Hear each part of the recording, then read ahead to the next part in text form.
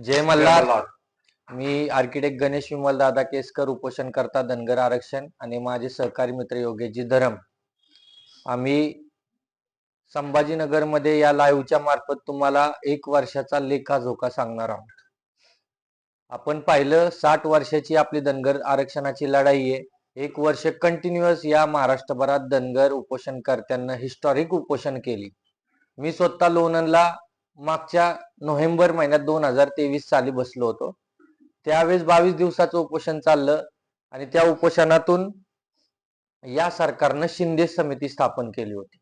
आता त्या शिंदे समितीचं काम काय होतं की बाहेरच्या राज्यांमध्ये जाऊन तिथल्या धनगर समाजाला कसं आरक्षण दिलंय त्याचा अभ्यास करायचा होता आणि त्यांना वेळ होता 50 दिवसाचा. 50 दिवसाच्या आत तो अहवाल सरकारला सादर करायचा होता. कोणकोणती राज्य होती? बिहार, तेलंगणा, मध्य प्रदेश. आज मी तुम्हाला सांगतोय कट्टू 1 वर्ष. त्यावेळेस नोव्हेंबर महिन्यात बसलो होतो. आता ऑक्टोबर महिन्यात आम्ही संभाजीनगर मध्ये बोलतोय. तुम्ही खूप वेगवेगळ्या ऍक्टिव्हिटी घडामोडी पाहिल्या. ते मसवड असेल, लोणंद असेल, आणि यशवंत सेनेनं चौंडीमध्ये केलेलं उपोषण असेल. आता रिसेंटली आम्ही सांगतो, आम्ही पंढरपूरमध्ये 16 दिवस उपोषण केलं. त्याच्यामध्ये विभागीय आयुक्त आम्हाला येऊन भेट दिली सरकारच्या मार्फत, आणि त्या विभागीय आयुक्त आमच्याकडे कागद घेऊन आले होते. त्यामध्ये आम्ही त्यांना ज्या ज्या मागण्या केल्या होत्या त्याच्यामध्ये पॉइंट नंबर 2 असा होता की जी शिंदे समिती स्थापन झाली आहे त्या शिंदे समितीनं जो अहवाल तयार करून सरकारला द्यायचा होता की इतर राज्यांमध्ये कशी अंमलबजावणी केली आहे, कसं इम्प्लिमेंटेशन केलंय, त्याचा अहवाल द्यायचा होता. आता त्याच्यासाठी त्यांना 15 दिवसाचा वेळ त्या नोटीसमध्ये दिला होता. तर मी त्यांना खडसावून सांगितलं होतं की जर तुम्ही 50 दिवसात हा रिपोर्ट देणार होता, आज 1 वर्ष होत आले, तर तुम्ही अजून किती अभ्यास करताय? 15 दिवस तुम्हाला कशासाठी पाहिजेत? तुम्ही 2 दिवसात हा अहवाल द्यायला पाहिजे. आणि त्यांना ते मान्य केलं होतं की आम्ही ठीक आहे 2 दिवसात. पडळकर साहेब पण तिथं होते की आता सगळा अभ्यास झालाय, 2 दिवसात देतो. आता ती कधी आली होती समिती? 15 सप्टेंबर 2024 ची ती नोटीस होती. आज तुम्ही ऑक्टोबर महिन्यात आहे, आम्ही अजून ती समितीचा अहवाल आलेला नाही. बरं, या समितीत आहेत कोण? या समितीत आपल्याच धनगर समाजाची 9 लोक आहेत. बाकीचे तर आपल्याला विरोध करतातच, परंतु आपल्याच धनगर समाजातली लोक तिथं आपला अजून अहवाल सादर करू शकत नाही. आम्ही किती दिवस पोट जाळायचं? आम्हाला हाच कामधंदा आहे का? आम्ही रस्त्यावर लढतोय, पोट जाळतोय, सगळं करतोय, तुम्हाला एक अहवाल बनवून द्यायचा आहे. बरं, तुम्ही कॅपेबल आहात, तुम्ही काहीतरी बुद्धिजीवी आहात म्हणून तर तुमच्या वेळेस सोपवलंय ना. पंढरपूरच्या उपोषणातनं आमच्या 2 टीम काम करत होत्या. एक आम्ही रस्त्यावर लढत होतो उपोषण करून, बाकीची टीम आमचे शिष्टमंडळ म्हणून तिकडे मंत्रालयात झुंजत होती. त्यांना सगळे डॉक्युमेंटेशन दिलेत. मुख्यमंत्र्यांनी सांगितलं 15 दिवसात जी आर काढतो. सैरा वैरा पळाली, सगळी लोक डॉक्युमेंटेशन एकत्र करून त्या सगळ्यांना दिलं. आता सगळं डॉक्युमेंटेशन त्या सेक्रेटरीकडे दिलंय, एजी कडे दिलंय. आणि त्या एजी म्हणतात की तुमच्या शिंदे समितीचा अहवाल जोपर्यंत येत नाही तोपर्यंत मी काहीच करू शकत नाही. येणाऱ्या मंगळवारी कदाचित ही शेवटची कॅबिनेट असू शकते. आज आहे रविवार, उद्या सोमवार, परवा मंगळवार. उद्या जर हा रिपोर्ट अहवाल सबमिट नाही झाला तर बांधवांनो, एवढा मोठा डोंगर आपल्यावर कोसळेल. एवढं कसं तरी आता सगळ्या बांधवांना वाटायला लागले की सरकार पॉझिटिव्ह आहे, सरकार द्यायला तयार आहे, जी आर निघणार आहे.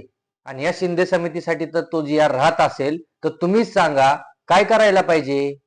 आम्ही संभाजीनगरमध्ये बसलोय जात खिल्लाऱ्यांचे जात वैधता प्रमाणपत्र रद्द करण्यासाठी. उद्या ते कसल्या परिस्थितीत रद्द करूनच दाखवणार. मग शिंदे समितीनं उद्या रिपोर्ट नको द्यायला? आणि जर उद्या यांना रिपोर्ट नाही ना दिला तर आम्ही दोघं त्या शिंदेच्या घरापुढे बसू आणि धनगर समाजाने त्यांना प्रश्न विचारायला सुरुवात करा. काय प्रॉब्लेम आहे? तुम्ही 9 जण आहे ना, त्यात 7 जणांच्या सह्या झाल्या, 2 जणांनी ऑलरेडी रिपोर्ट सबमिट केलाय. तुम्हाला रिपोर्ट जाऊन फक्त द्यायचाय, तरी तुम्ही देऊ शकत नाही. आम्हाला मारायचंय तुम्हाला? आम्ही उपोषण करून मरू? अरे, हुशार आहे म्हणून तुम्हाला दिलं तर तुम्ही असं वागताय. तुमच्यामुळं जर हा धनगर समाजाचा जी आर नाही निघला ना तर या धनगर समाजाचा आहे ना तुम्हाला शाप लागेल, शाप. हे तुम्ही समजून घ्या. त्यानंतर अजून काही मुद्दे आहेत. बरं, ते 3 राज्याचा तुम्ही अभ्यास केला?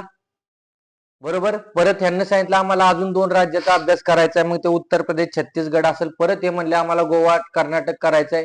दिवशी पडळकर साहेब पण म्हणले आता त्यांचा नाही करायचा, आम्ही ऑनलाईन मागवून घेऊ.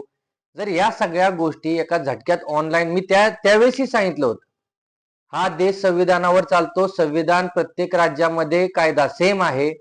तर तुम्हाला तिथं जसं दिलं हे सांगायला काय प्रॉब्लेम नसावा. मग तुम्ही सारखं तिथं जावा, वेस्ट करा टाइम.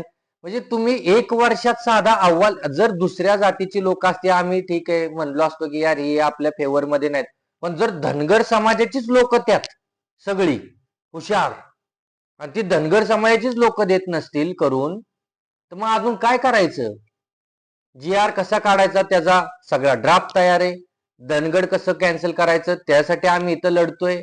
त्यातलं एक कॅन्सल केलं, उद्या सगळे कॅन्सल करून दाखवणार.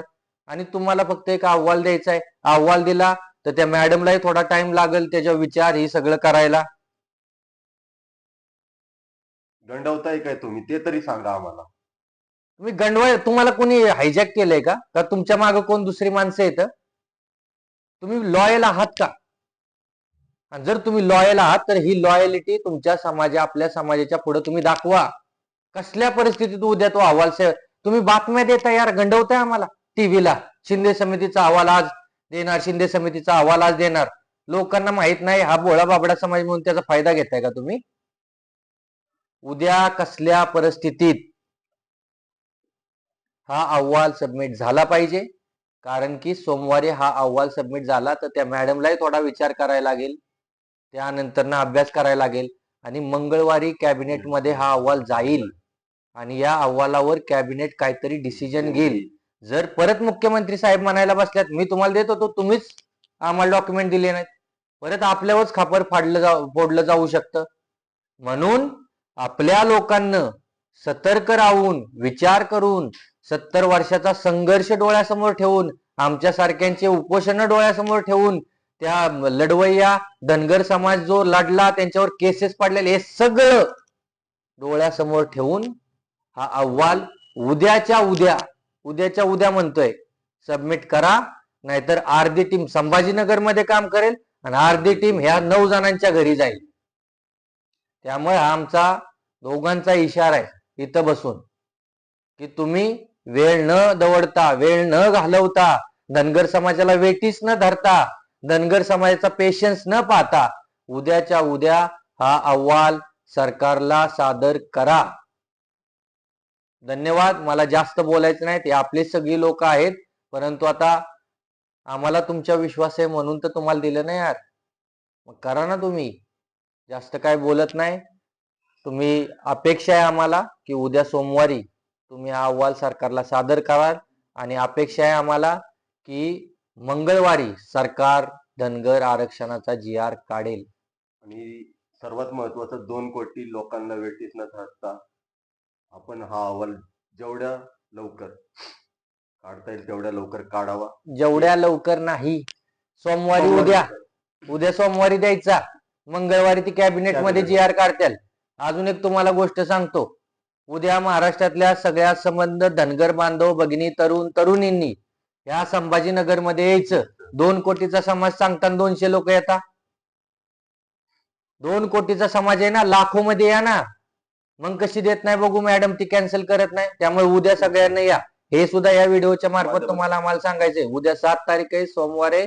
चलो संभाजीनगरचा नारा द्या आणि सर्व महाराष्ट्रातल्या धनगर बांधवांनी भगिनींनी मोठ्या संख्येनं उद्या संभाजीनगर पिवळं झालं पाहिजे या उद्देशाने या.